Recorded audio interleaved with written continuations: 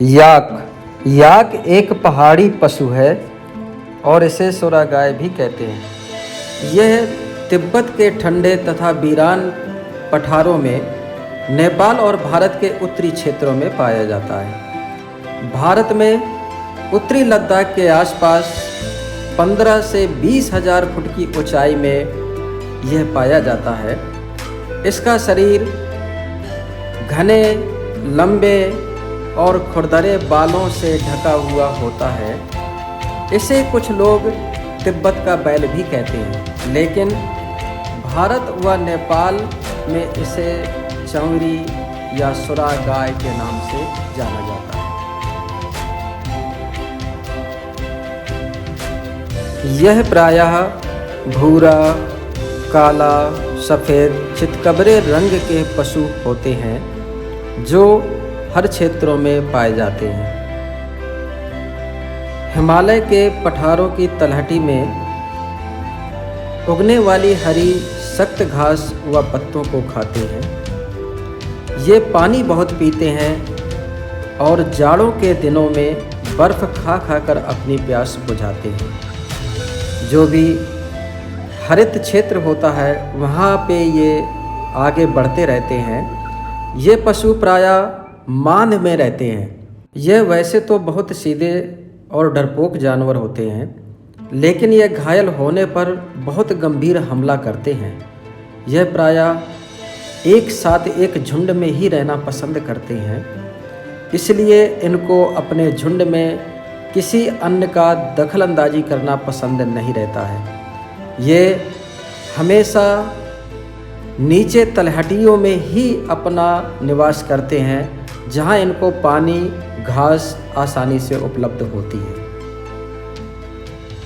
इनका कंधा ऊंचा, पीठ चौरस, पैर छोटे और गठीले होते हैं। इसके पीठ व शरीर के बगल के बाल छोटे होते हैं, लेकिन सीने के निचले और पैर के ऊपरी हिस्से के बाल लंबे होते हैं। इनकी दुम काफ़ी घनी और झबरी होती है, जो चमर बनाने के काम में आती है।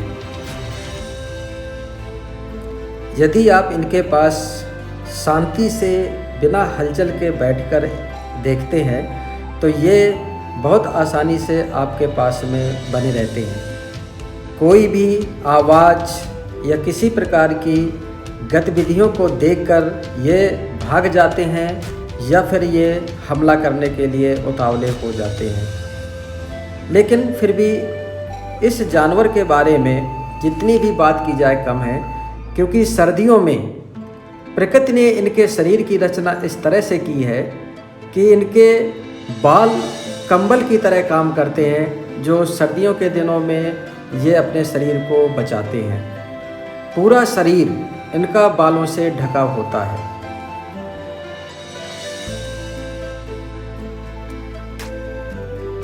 पठारी क्षेत्रों में निवास करने वाले लोग इसको पालते भी हैं, इससे दूध निकालते हैं। इसके दूध की मात्रा तो कम रहती है, लेकिन इसका दूध गाढ़ा, वसा युक्त अधिक होता है, जिससे उच्च गुणवत्ता का मक्खन निकालकर यहाँ के निवासी उसको बाजार में बेचकर अपना जीविकोपार्जन करते हैं।